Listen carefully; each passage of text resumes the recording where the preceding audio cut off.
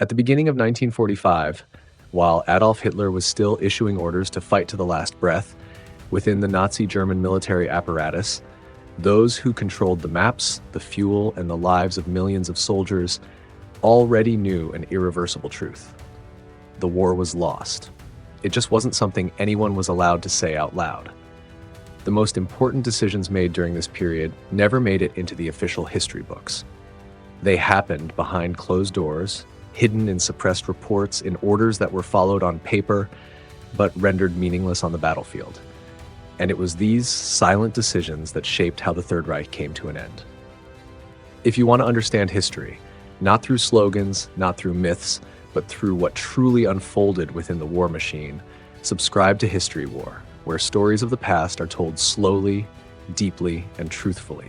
In early 1945, Germany entered the coldest days of the war, not just because winter lingered, but because another kind of cold had crept in. Quieter, more chilling. It seeped into every conference room, every command center, every classified dossier, in the newspapers, on radio broadcasts, and on hastily pasted posters at bombed-out train stations. The Third Reich still spoke of resistance to the end, of decisive weapons, of the iron will of the German people. The tone remained unchanged. The words remained steadfast. To anyone listening only to the public voice, it seemed as if Germany was still standing strong, still holding secret cards, still capable of turning the tide. But parallel to that narrative, another Germany existed. A quieter one, without banners, without slogans, only paper, ink, numbers, and dry sentences typed behind locked office doors. This was the Germany of technical reports, of logistics summaries, of internal memos never meant for public eyes. Here, war was no longer described with lofty ideals like honor or willpower, but with painfully specific questions. How many tons of fuel are left? How many locomotives are still operational? How many pilots can take off without additional training? How many units can move more than 50 kilometers without breaking down halfway? These two realities coexisted within the same geography, the same historical moment, even the same power structure. One reality shouted to maintain obedience. The other whispered to deal with the truth. The remarkable thing wasn't that they contradicted each other, it was that they no longer tried to meet. By early 1945, the German military no longer debated whether defeat was possible.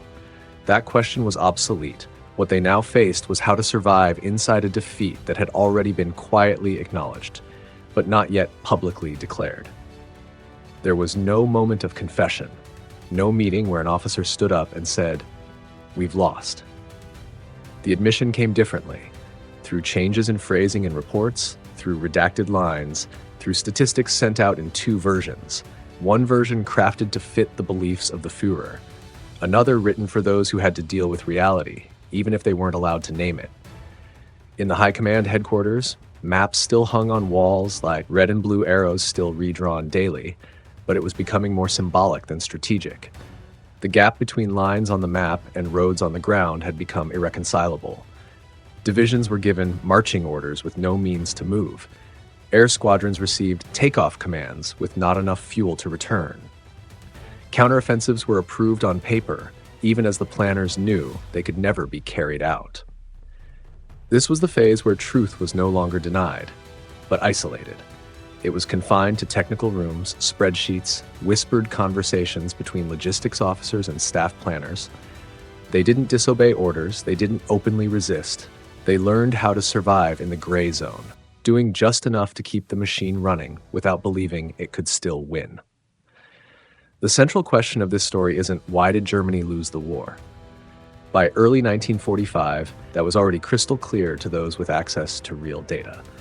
The more important question is, how could such a massive military system continue to function, continue to issue orders, continue to wage war, even as those inside it knew the outcome was no longer in doubt? What happens when an empire doesn't collapse with one decisive blow, but through thousands of quiet, unsigned adjustments? To answer that, we can't start with famous battles or noisy political decisions. We have to begin where war is stripped of its mythology. The technical reports, the dry figures, the spreadsheets, where defeat was no longer a feeling or a forecast, but the result of a calculation. It was in these seemingly soulless documents that Germany truly lost.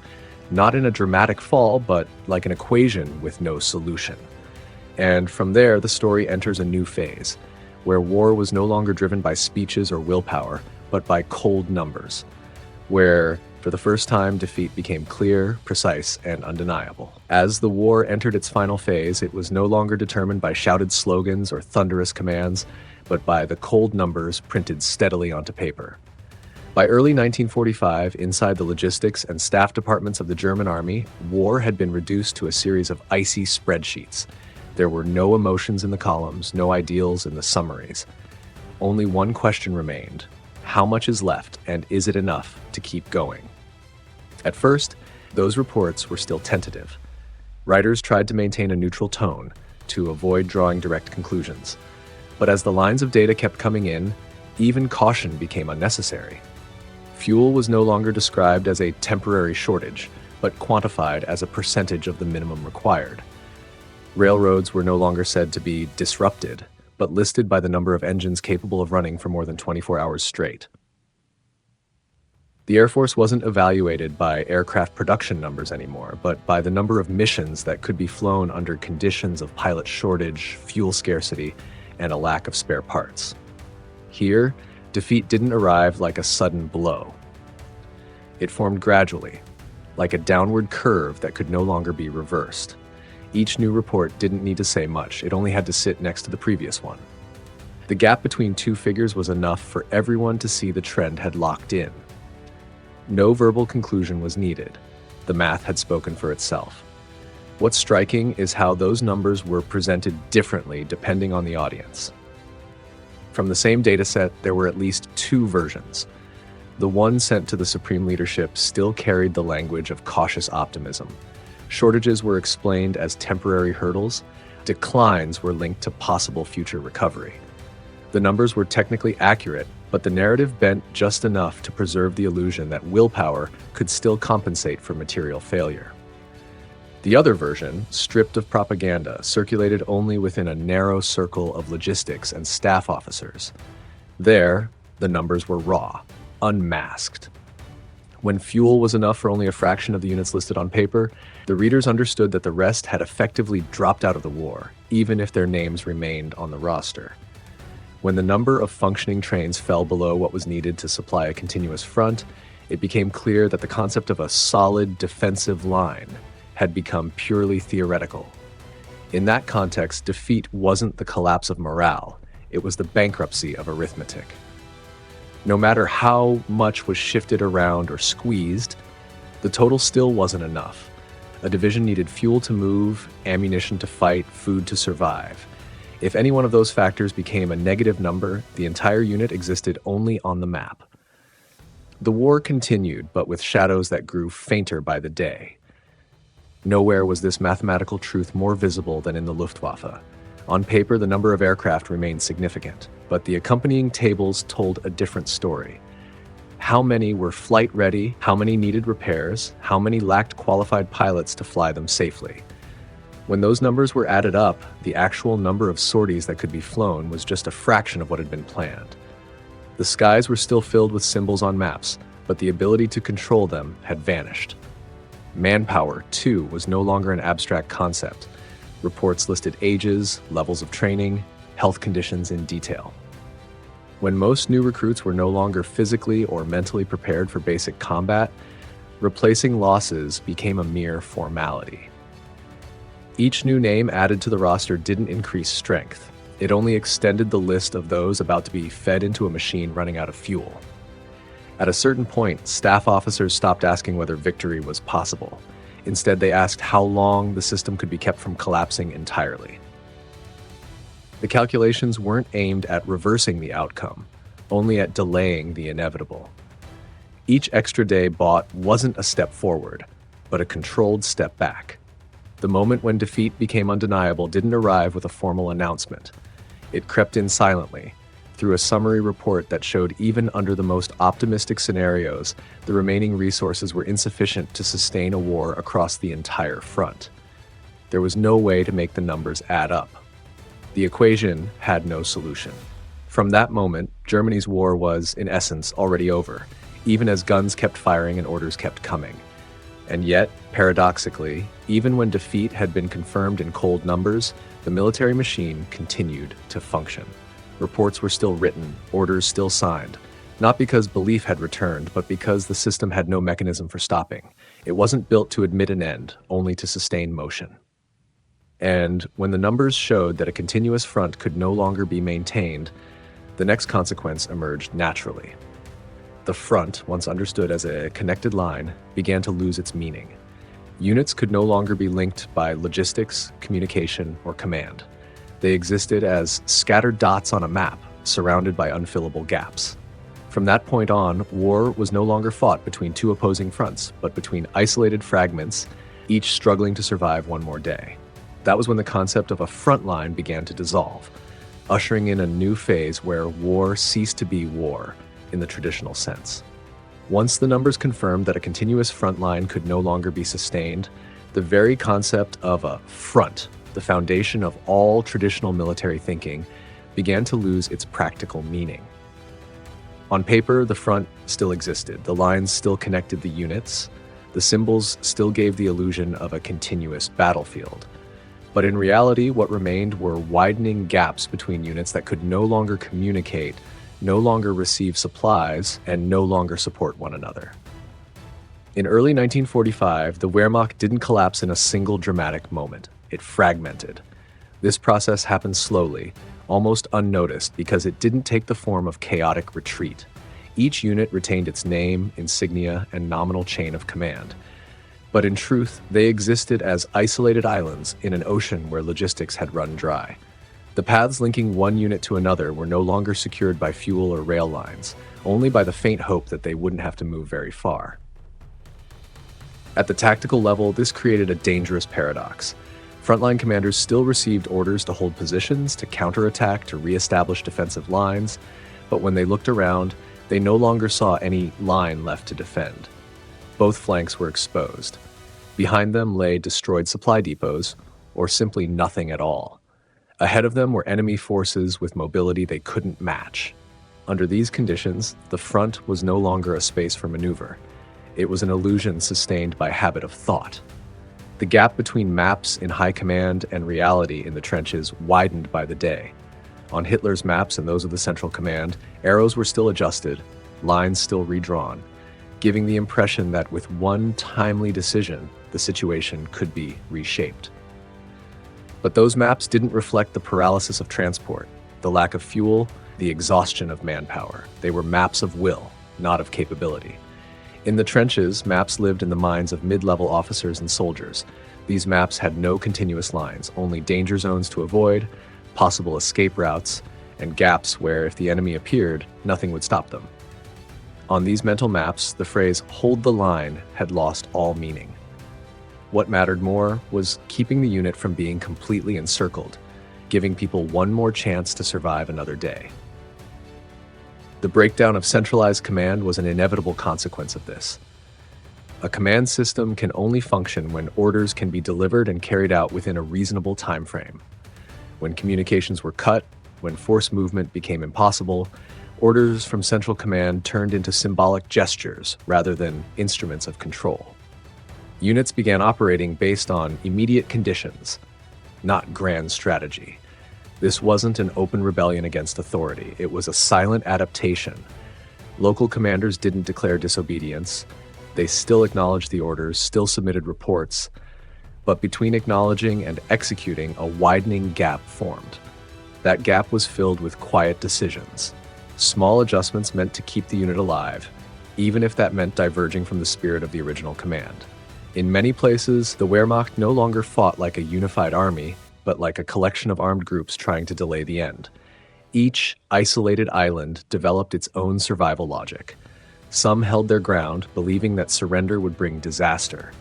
Others retreated step by step, even if there was no written order to do so. Some fought half-heartedly, not to win, but to buy time for something that no longer had a name. In this context, the concept of a front, which demands coordination, linkage, and mutual support, became obsolete. War no longer followed clear east-west or north-south axes. It happened in disconnected spaces, where each unit faced its own version of reality. The collapse wasn't dramatic, it was structural. A system designed to function as a single unified body had become a collection of parts that could no longer connect. What's striking is that during this phase, the central apparatus continued to issue orders at undiminished intensity. Perhaps because the front was disintegrating, the urge to assert control grew even stronger.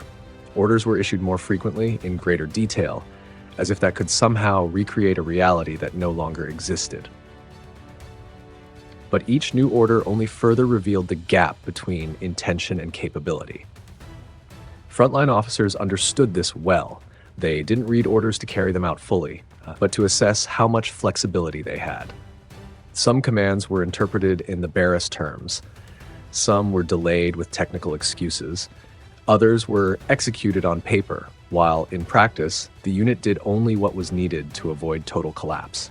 Here, the breakdown of the front wasn't just a military issue, it was psychological and organizational. When no one believed anymore in a big picture where their role held meaning, every individual and unit began redefining their objective. Victory was no longer about pushing the enemy back, it was about avoiding annihilation. Loyalty was no longer measured by holding every meter of ground, but by keeping the unit from vanishing in the chaos. And it was in this space that a new phenomenon began to take shape. Orders still existed, but no longer came with the expectation of being fully carried out. The machines still spoke in the voice of absolute authority, but reality forced its listeners to translate that voice into a different language, the language of delay, interpretation, and selectivity. When the front was no longer a front, an order was no longer an order in its original sense.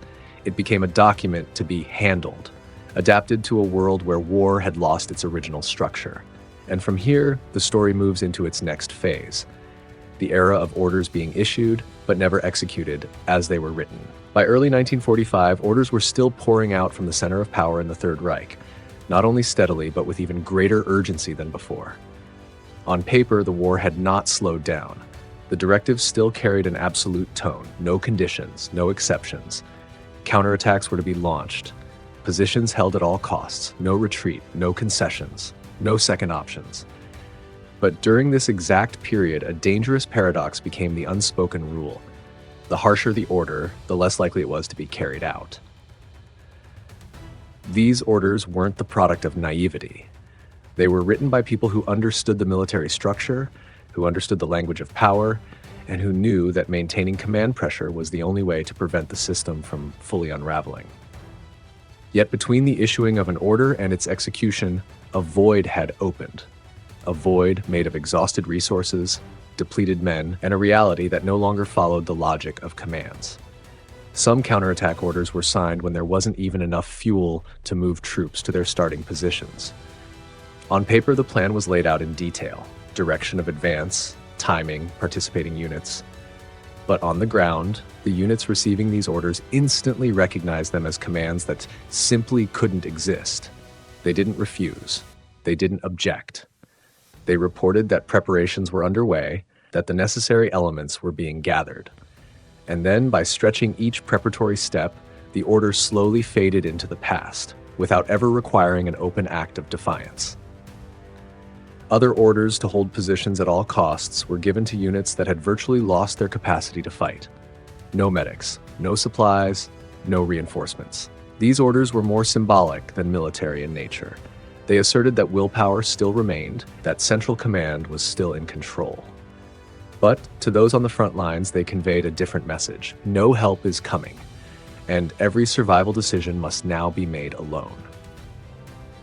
At the intermediate command level, a new skill began to emerge, the skill of obeying on paper.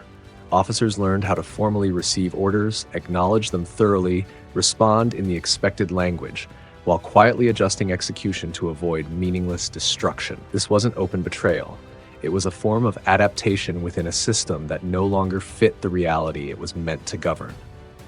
Feedback reports sent back to headquarters often carried a deliberate vagueness. Phrases like currently underway, facing temporary difficulties, or adverse terrain conditions became more frequent. They weren't outright lies, but neither were they the whole truth. The gap between order and action was masked with administrative language that allowed for delay without admitting helplessness. In some cases, orders were partially carried out, just enough to report compliance. A small skirmish replaced a full-scale counteroffensive. A symbolic maneuver stood in for real operational effort. These actions weren't meant to change the course of war, only to preserve the appearance of obedience, to avoid being labeled disloyal or rebellious. What's notable is that there was no open coordination among units in choosing not to follow orders. Each unit made decisions independently within its own boundaries, but when seen from above, a clear pattern emerged. The command system still existed, but its function had changed. Instead of directing action, it became a political veneer, something that kept up the image of absolute power long after reality had moved on. In this context, orders were no longer judged by feasibility, but by the danger they posed if followed to the letter. The more rigid an order, the less room it allowed for interpretation, the more likely it was to be handled indirectly. Commanders understood that full compliance could mean pointless destruction, while non-compliance could be seen as betrayal. The only space left was interpretation, turning an order into a reference point, not a literal directive. At higher levels, those drafting the orders began to see this too. But instead of softening the language to match reality, they doubled down on its absoluteness. Perhaps it was the only way to avoid admitting the system's own impotence. When power begins to crack, its instinct isn't to yield, it's to harden. The result was a strange duality. The war continued on paper with undiminished intensity, while on the ground it shrank into defensive holding patterns, symbolic actions, and locally driven survival choices. There was never a moment when an order was openly declared null. They simply were no longer expected to produce the outcomes they described. It was within this blurry space that a new decision-making layer began to form, parallel to the official command system. When orders could no longer be trusted as operational tools, the most crucial decisions stopped appearing in written form. They were made in quiet conversations, in back-channel agreements between commanders, in small actions that left no clear trace in any file. That was the moment when real power began shifting away from signed documents to decisions without signatures. And from here, the story enters its next phase. The rise of a shadow decision-making system, where war was no longer run by orders, but by quiet choices made to survive within a conclusion that had already been silently accepted. As official orders gradually lost their grip on real-world operations, a new layer of activity quietly emerged beneath the surface of power. It wasn't designed, announced, or ever formally acknowledged. Yet this hidden layer was what kept the German military from collapsing entirely in its final months. It was a covert decision-making system, where war was no longer directed by documents, but by silent, fragmented, survival-driven choices. This system had no center, no organizational chart. It formed organically from the breakdown of the old system. When orders became impossible to carry out, people were forced to decide in their place. And when people no longer believed their decisions could be publicly defended, they learned to make them in silence. One of the clearest signs of this system was the reallocation of resources outside formal procedures. Fuel, the single most vital element for any unit's survival, began to move in the shadows. No more clear deployment orders, no more transparent distribution charts. Only trucks running at night, temporary depots set up off the books, and quiet deals between logistics officers and frontline commanders. Fuel no longer went where it was designated, but where it could be used to stretch survival just a little longer. Troop withdrawals also slipped beyond the boundaries of formal command.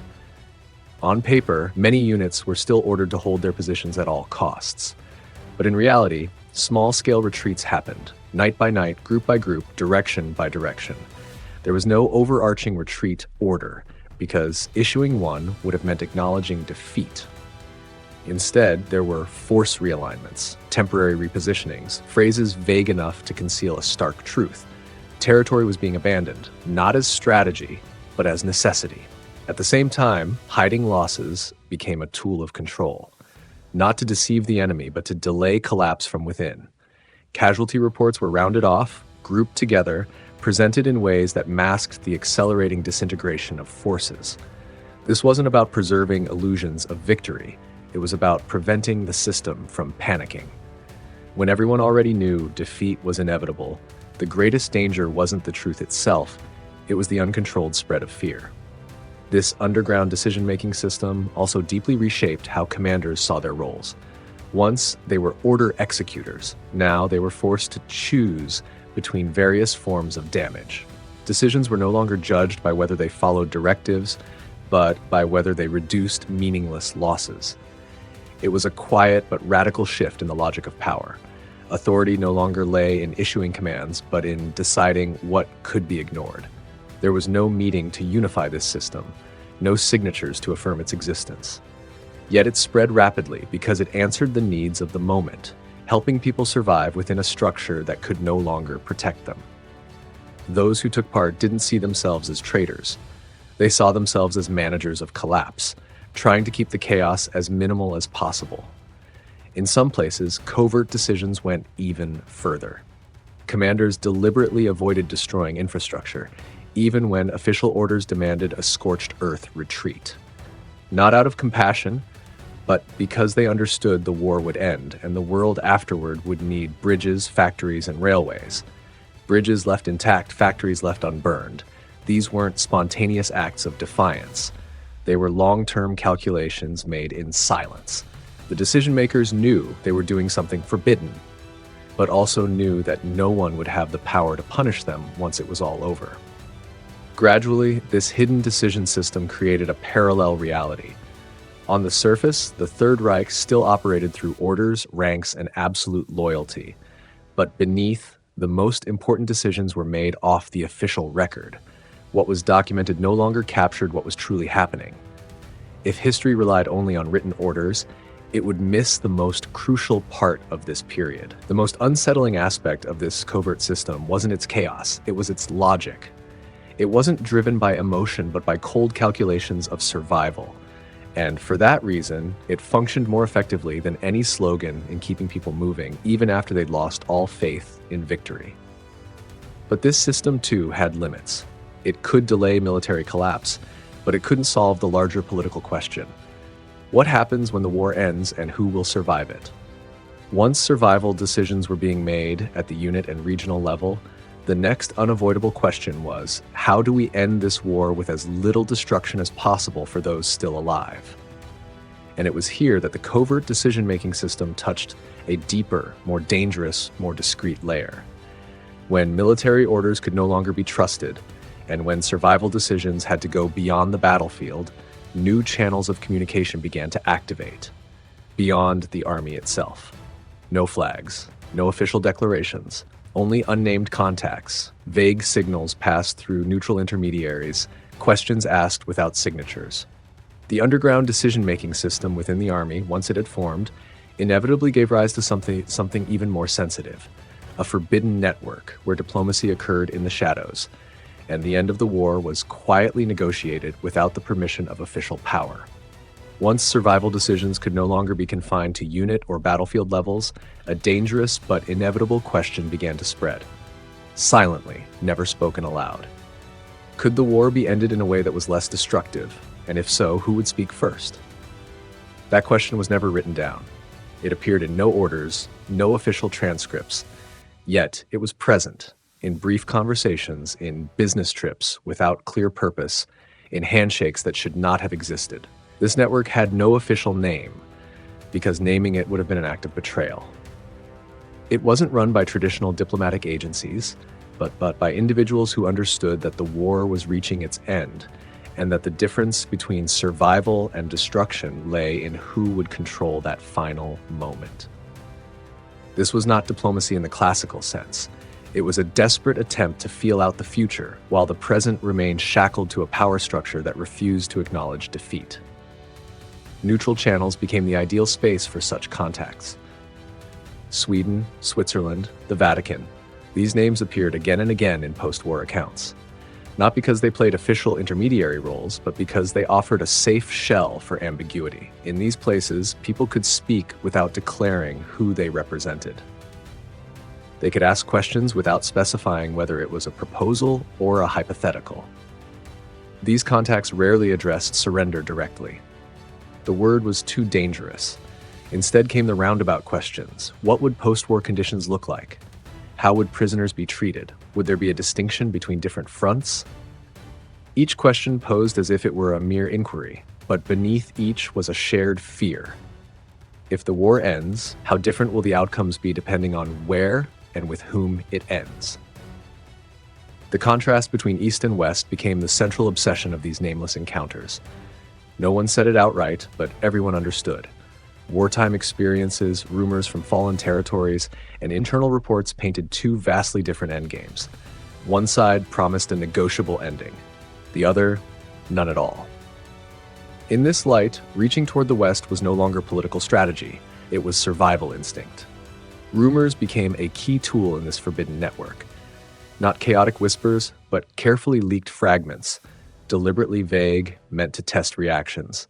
A quiet mention that certain figures were seeking contact, a hint that different conditions might exist for those who acted at the right moment. No confirmations, no denials. It was precisely this ambiguity that allowed the network to operate without being exposed. Notably, the people involved rarely saw themselves as diplomats. They were officers, officials, or civilian intermediaries who understood that official power had lost control of the outcome. They weren't trying to save the regime, they were trying to save what was left of society, of human life, and of themselves. Diplomacy in this form was no longer a tool of the state. It was the reflex of individuals facing irreversible collapse. This shadow network operated in parallel with the underground decision-making system within the military, but they did not fully overlap. In many cases, frontline commanders knew nothing of these contacts. They only felt the indirect effects, vaguer orders, reduced pressure to hold out in certain sectors, and odd silences in the flow of directives. The war seemed to continue, but its rhythm was uneven. Some places were allowed to fall faster than others. That unevenness revealed a dangerous truth. Central power no longer had full control over the decisions shaping the future. When anonymous contacts took place, when theories about ending the war were exchanged outside official oversight, the Central Command began to lose its monopoly on defining the endgame. And once that monopoly fractured, the rupture wasn't just at the front lines or in logistics. It struck at the heart of the command system itself. Not everyone at the center was blind to this. Some realized something was happening beyond their reach. Mismatched reports, inexplicable decisions, accumulating gaps in the chain of command. But to admit the existence of the forbidden network was to admit that absolute power had been challenged from within. And in a system built on total loyalty, that was a truth it could never publicly accept. This quiet tension deepened the fractures within the high command. Those who still believed in controlling events through hard orders found themselves at odds with those who recognized that such control no longer existed. Loyalty began to take on multiple meanings. Some remained loyal to the orders, others to the idea of minimizing destruction. These two logics could not coexist for long within the same seat of power.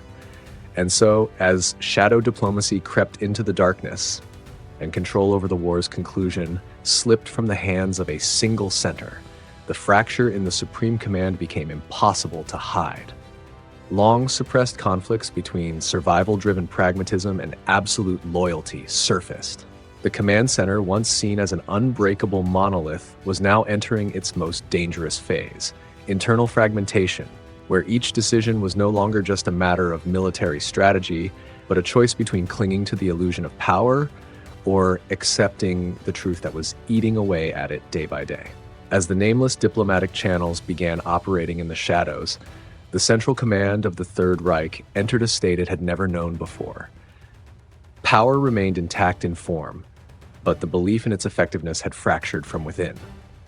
This rupture didn't explode into open conflict. It spread slowly, quietly, like hairline cracks running through a massive concrete block. Not enough to bring it down in an instant, but enough to render the whole structure dangerously fragile. On the surface, the command center still functioned. Meetings continued. Reports were submitted. Orders were issued in the same absolute tone as always.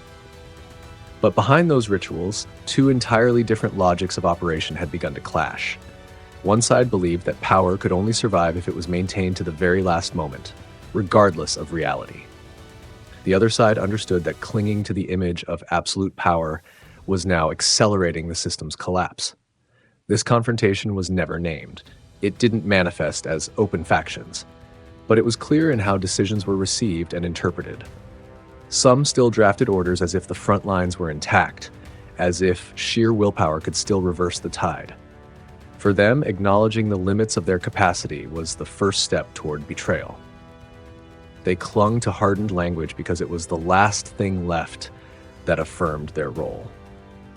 On the other side stood the pragmatists, those who no longer debated victory or defeat. They saw the collapse unfold daily in the reports, in the widening gap between orders and reality. For them, the question was no longer how to continue the war, but how to manage the collapse so it wouldn't become an all-consuming disaster. Loyalty, in this new understanding, that no longer meant total obedience. It meant minimizing the cost of an outcome that had already been quietly accepted. This rupture was especially pronounced between different military power centers. The command structures, once designed to coordinate seamlessly, were now operating at different rhythms. Information no longer flowed smoothly. Critical reports were delayed, adjusted, or withheld by mid-level commands, not out of conspiracy, but as a way for each level to shield itself from the political and personal fallout of the truth. At the highest levels, isolation became a serious problem. As the outside reality grew more irreconcilable with the image the center wished to maintain, the distance between decision makers and the battlefield became unbridgeable. Those who still believed in absolute power came to hear only what reinforced that belief. Warning signals were dismissed as defeatist, disloyal, or subversive.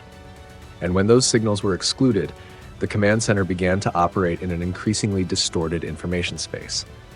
The danger wasn't just that bad decisions were being made, it was that there was no longer a shared, unspoken agreement on the final goal.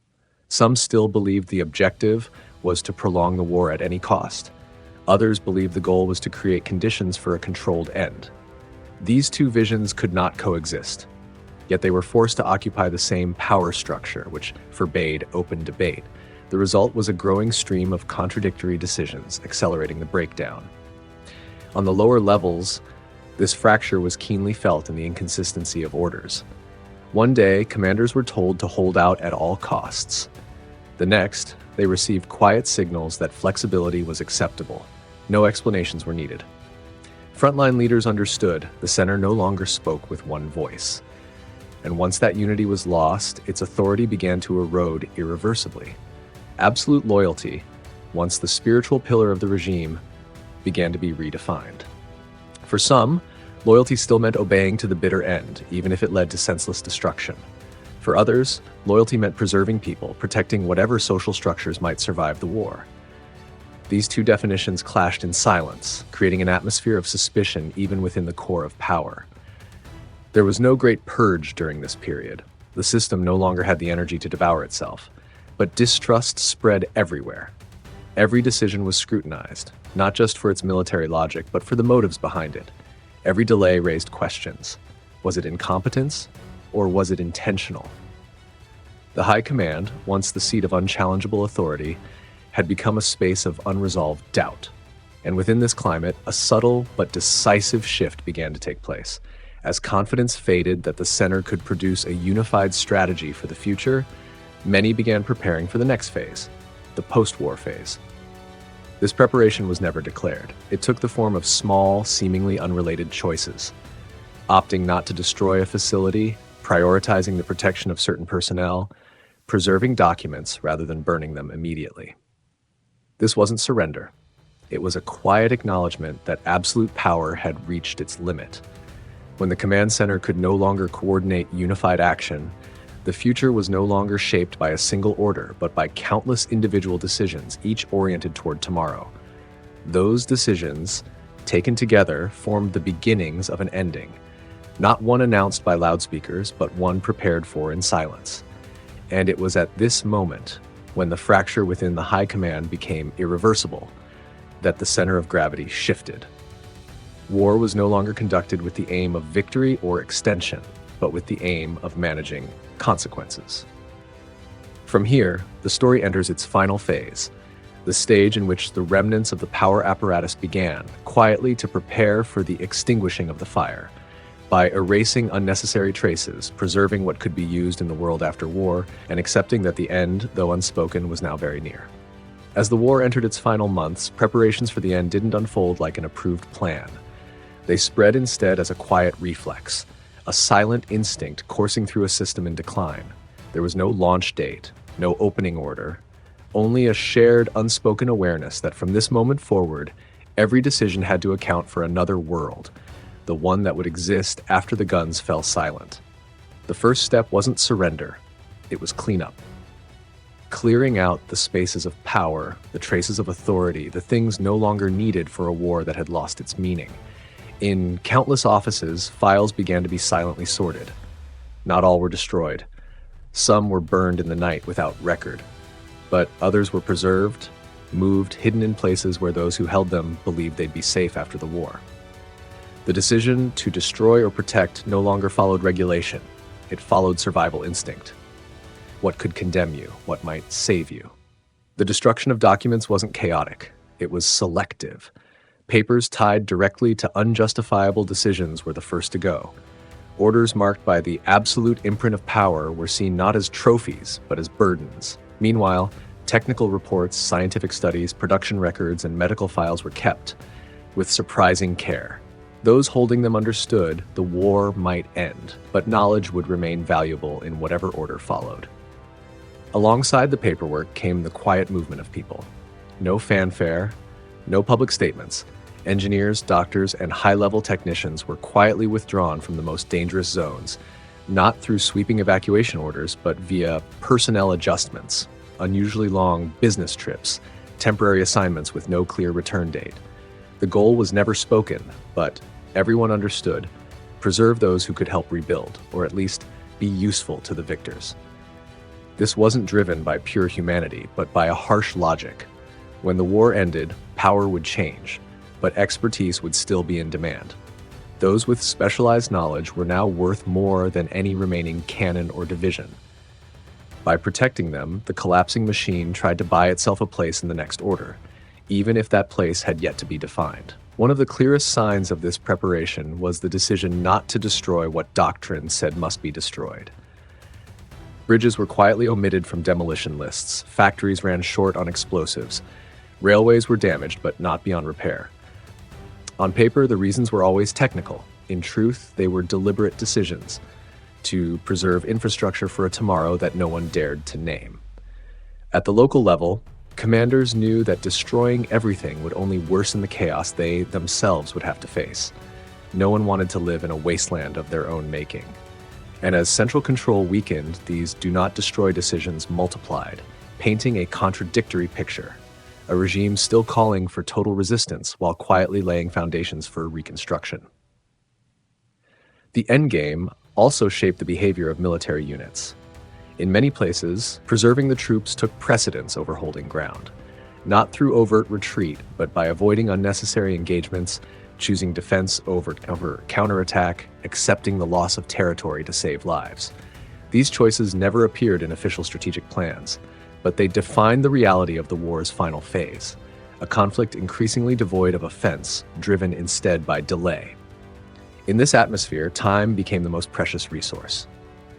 Each day bought wasn't to fuel hope of victory, but to put more pieces in place, to move one more group of people, to hide one more folder, to avoid one more senseless explosion. The war continued, but its purpose had fundamentally changed. What's striking is that no one declared a formal consensus around preparing for the end. Each person simply did their part, quietly as if solving the problem directly in front of them.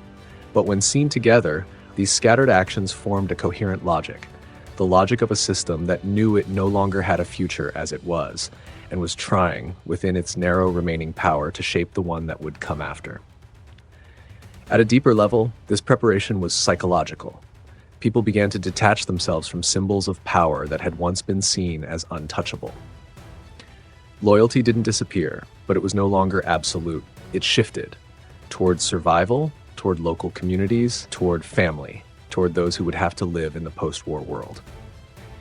Values once declared eternal were quietly replaced by practical calculations. No one said out loud that the Reich was ending, but every action pointed toward that reality. This wasn't the execution of a master plan. It was more like tidying a house before leaving when the owner no longer wants to look back. Every item chosen to keep or discard reflected a quiet moral choice. What's worth carrying forward? What must be forgotten? And in this silent preparation, absolute power began to lose its shape. Not because it was decisively defeated, but because it was no longer believed capable of shaping the future. When people begin planning for tomorrow without asking permission, power has already died, in substance, if not yet in form. At this stage, war was no longer a clash between armies. It had become a race between collapse and transition. Every small decision, leaning one way or the other, would shape how the final days would be remembered. And when all the preparations were complete, when the files had been handled, the people moved, the infrastructure preserved as much as possible, the end no longer needed a grand signal. It needed only a moment when everyone stopped pretending the war still had a purpose. Some wars don't end with a final explosion. They end with a silence so long, so heavy, that people no longer recognize they are standing at a turning point in history. In early 1945, Germany entered that very silence. On the surface, the war still marched on with all its familiar rituals. Speeches were still broadcast, orders still issued, maps still updated daily. But beneath that facade, a different feeling was spreading. The sense that everything had already passed the point of no return. That winter was bitter, not just because of the weather, but because belief itself had begun to drain from the rooms where war was once decided. Around the conference tables, no one debated how to win anymore. They quietly calculated what might still be saved when everything collapsed. No one spoke the word defeat. It was too dangerous. But it lived in every pause between sentences, in the way eyes avoided each other when a new report was placed on the table. History often describes 1945 as a sequence of clear events, collapsing fronts, falling cities, and finally surrender. But that version skips over the most important truth, that long before the white flag was ever raised, the German military apparatus already knew this war had no way out. They didn't feel it. They calculated it, in numbers, in fuel that could no longer move divisions, in railways that no longer ran as a system, in reinforcements that no longer knew how to fight. This was a kind of awareness far removed from panic. It was cold, slow, almost emotionless. When defeat is rendered through math, it doesn't need to be declared. It only needs to be calculated. And when the equation delivers an answer that cannot be changed, war, in essence, is already over, even if it continues in form. What made this period unique wasn't the rapid collapse of a regime, but the strange extension of a system that had already realized it had no future. Orders were still signed, units still moved on paper. But between the lines of those orders lay an enormous emptiness, where reality no longer obeyed the will behind the words. War became a series of formal gestures, actions that persisted simply to avoid admitting that the end had already arrived. Two Germanys coexisted in that moment, one for public view, for the soldiers, for the people, for the surface of history, and another quieter Germany, living in secret files, in technical reports, in decisions that were made but never signed. These two realities no longer tried to reconcile. They simply moved in parallel, as if occupying the same space but belonging to different timelines. The story we begin today is not about the final battles. It is not an indictment, nor an excuse. It is the story of the moment when a massive power structure recognized its own limits, but could not say so aloud. It is about how war continued to function even after the belief in victory had left those who operated it.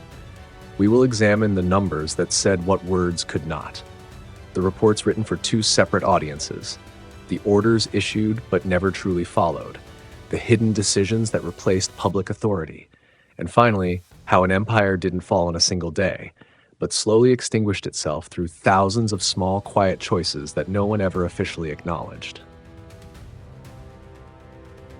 If you've made it this far, take a moment to consider this. Does a system of power truly end when it is defeated from the outside, or when those inside it no longer believe it can survive? You're welcome to share your thoughts in the comments, because history is not only written in events, it is shaped by how we interpret the quiet moments in between. And if you value historical storytelling that is slow, deep, unhurried, and unflinching, Stories that delve into the least spoken parts of war. Subscribe to History War. Join us on this journey to uncover the traces that time tried to bury. Because sometimes the most haunting part of history isn't the sound of gunfire, it's the silence that lingers just before everything ends.